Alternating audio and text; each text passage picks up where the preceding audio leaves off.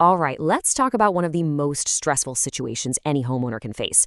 You're ready for that next chapter, you're ready to move, but how on earth do you buy that new dream home before you've sold your current one?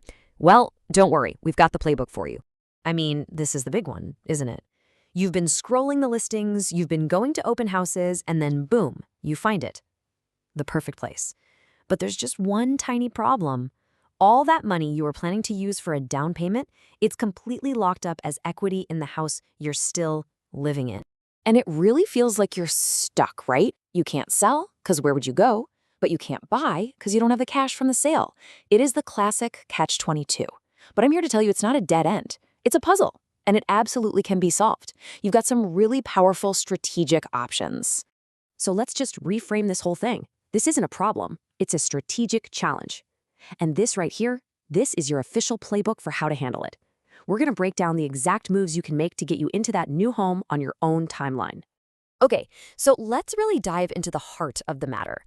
The core issue for so many homeowners is that you have a ton of value, a ton of wealth built up in your current property. You've got equity, maybe a whole lot of it. But right now, that equity is just on paper. You can't really touch it until you sell. Or can you? So just so we're all on the same page here, when we say home equity, we're really talking about your wealth. It's simple. Take what your home is worth today and subtract what you still owe the bank. That difference, that's your equity. And that's the money we need to figure out how to unlock.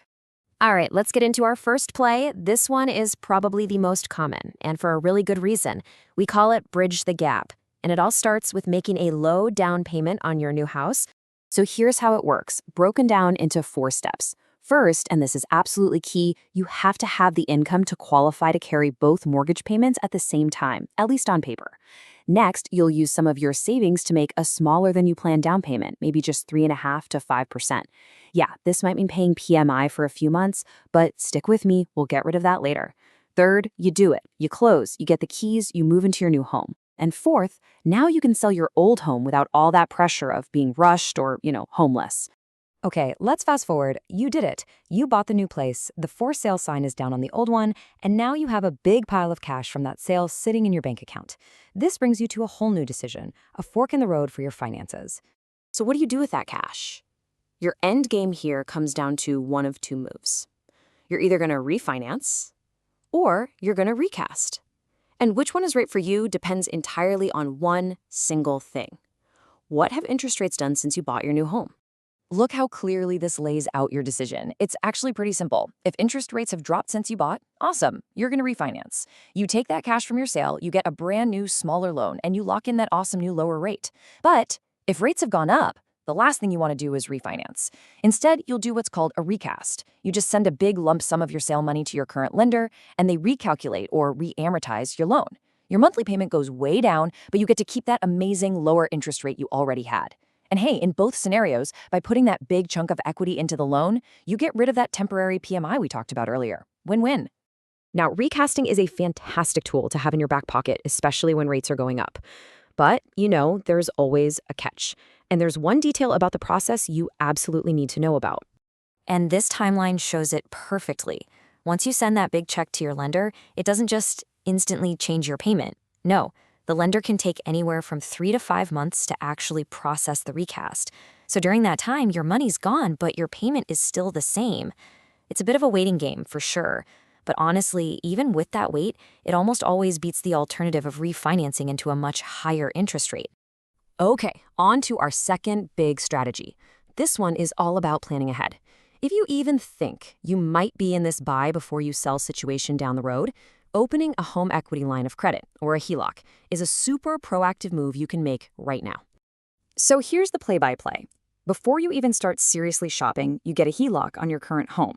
When you find that new place, you use the money from the HELOC to make that big down payment you wanted to make all along. This is great because it means your new mortgage is smaller from day one. Then when your old home finally sells, the proceeds just pay off both your original mortgage and the HELOC you used. And the best part? It's all done. The finances are settled, there's no need to worry about refinancing or recasting later. It's a really clean getaway. So, these strategies are fantastic, right? But, and this is a big but, they aren't for everybody.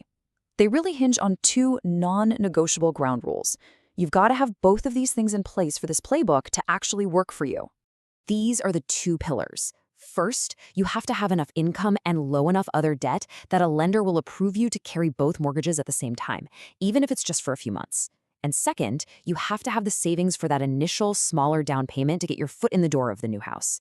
If you've got those two pillars in place, you are ready to go. So there you have it, two really powerful strategies to solve that classic home buyer's catch-22. You can bridge the gap with a low down payment now and adjust later, or you can plan ahead with a HELOC for a super clean transaction. You have the playbook, so the only question left is, what's your winning move going to be? Of course, everyone's situation is different, so make sure you talk to a trusted financial advisor or a mortgage pro to figure out the absolute best path for you.